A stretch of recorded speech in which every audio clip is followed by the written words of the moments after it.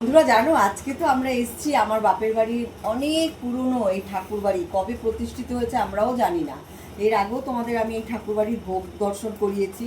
তো আজকে আমরা এই ঠাকুর বাড়িতে ভোগ খেতে এসেছিলাম, তো আমরাও একটা বাড়িতে ভোগ নিয়ে যাচ্ছি। সেই ভোগটাই তোমাদের সঙ্গে শেয়ার করছি। দেখো, আমরা ভোগ ওখান থেকে খাওয়া দাওয়া করে এসেছি, আর কাকুর জন্য একটা ভোগ আমরা নিয়ে এসেছি।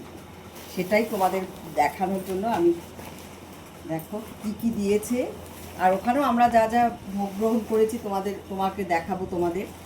এখানে দেখো, আর ভোগ দর্শনে তো দুর্ভোগ কাটে, সবাই জানো।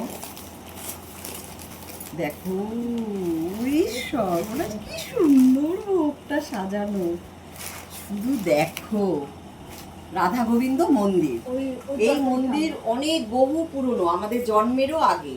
মানে যখন আমরা ছোট ছোট ছিলাম, আমার মা কাকিমারা মানে সারা দিন রাত 2 মাস কীর্তন হতো এই বৈশাখ জ্যৈষ্ঠী মাসে, জানো তো। সেই সেই অনুষ্ঠানে যে আমি আবার এতদিন পরে এসে যে ভোগ খেতে পারবো বা বাড়িতে সেই মন্দিরে ভোগ নিয়ে যেতে পারবো, আমি স্বপ্নেও ভাবতে পারছি না।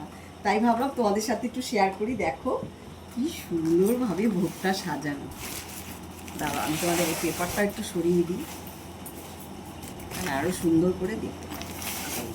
তোমরা যারা আমার এখানে থাকো, এই এরিয়ার মধ্যে আমার পরিবারের বন্ধু, তারা সবাই হয়তো এই মন্দিরের গল্প জানো বা এই ভোগ প্রসাদের গল্প জানো।